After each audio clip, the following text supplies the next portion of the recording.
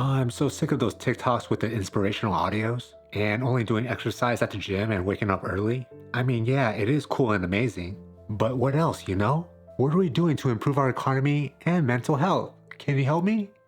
What's going on? It's your boy, Lewis Hoffman Show. You know how we do. And today, I want to share with you guys 5 habits that I'm building this year to have the best year ever.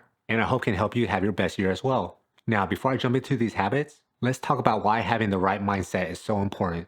You see, it doesn't matter if you want to be a successful entrepreneur, a professional athlete, or just a happy, fulfilled person. What really matters is who you become and your ability to do the things required for your success. Well, I guess that means I can stop pretending to be a professional basketball player and start focusing on being a happy and fulfilled couch potato. My mom always said I had the right mindset for it, and that's why we're going to focus on mindset habits today. These habits are going to shift your thinking, overcome self-doubt, and take actions towards your goals.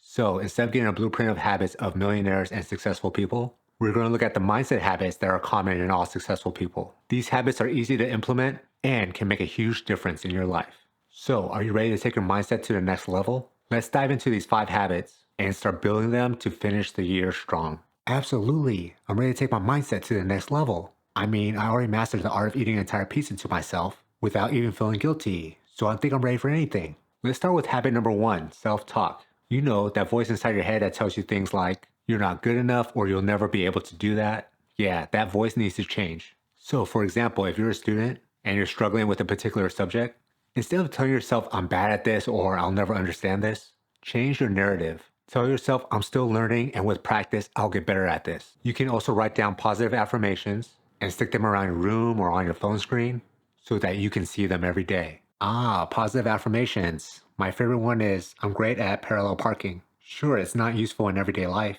but it is nice to have a confidence boost when I finally find a spot on a busy street. Moving on to habit number 2, identifying and investigating self-sabotage. This habit can be tricky because sometimes you don't even realize that you're self-sabotaging. Let's say you have a goal of going to the gym every day, following the shreds for all your fitness needs, but every time you wake up early, you end up convincing yourself to stay in bed. That's self-sabotage. What you need to do is reflect on why you're doing that. Maybe you're scared of failure, or maybe you're just scared that you're not motivated enough. Once you identify the reason, you can work on overcoming it. Self-sabotage. It's like my brain is working against me.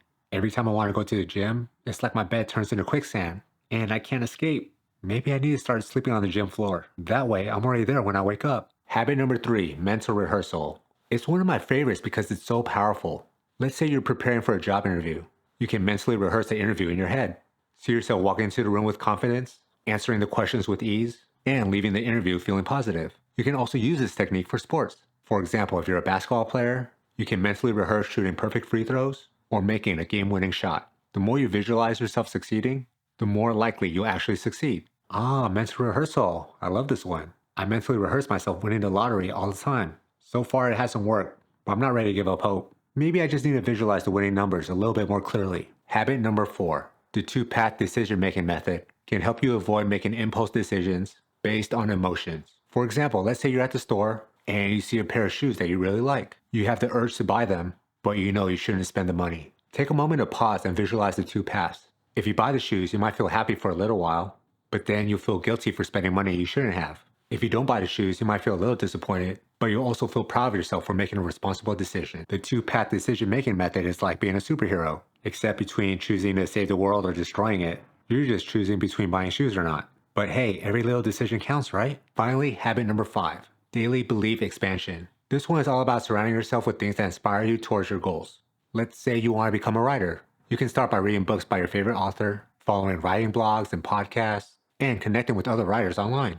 You can also create a vision board with pictures and quotes that represent your goals. For example, if you want to travel the world, you can include pictures of different countries and landmarks. The more you surround yourself with things that remind you of your goals, the more motivated and inspired you'll feel. So if I want to be a millionaire, I should start sleeping on a bed made of money, right? Is that what you mean by surrounding myself with things that inspire me? So there you have it, 5 mindset habits that can help you have your best year ever. These habits are simple, but they require discipline and consistency to implement. Remember, success is just not about what you do, it's about who you become. By adopting these mindset habits, you can shift your thinking, overcome self-doubt, and take action towards your goals. Now, I want to leave you with a challenge. Choose one of these habits and commit to building it into your daily routine. Whether it's monitoring your self-talk, identifying and investigating self-sabotage, mental rehearsal, and using the two-path decision-making method, or expanding your daily beliefs. Start small and be consistent. And don't forget to surround yourself with things that inspire you towards your goals. Whether it's quotes, books, or even people, find what motivates you and use it towards your advantage. So let's make a commitment to ourselves to adopt these habits and have the best year yet. Because let's face it, if we don't commit to our goals, who will? Besides maybe our moms, but they're obligated to support us anyway. Because we all know what we need to do. So let's just go out there and just do it. And as always, let's get this bread. See you on the other side.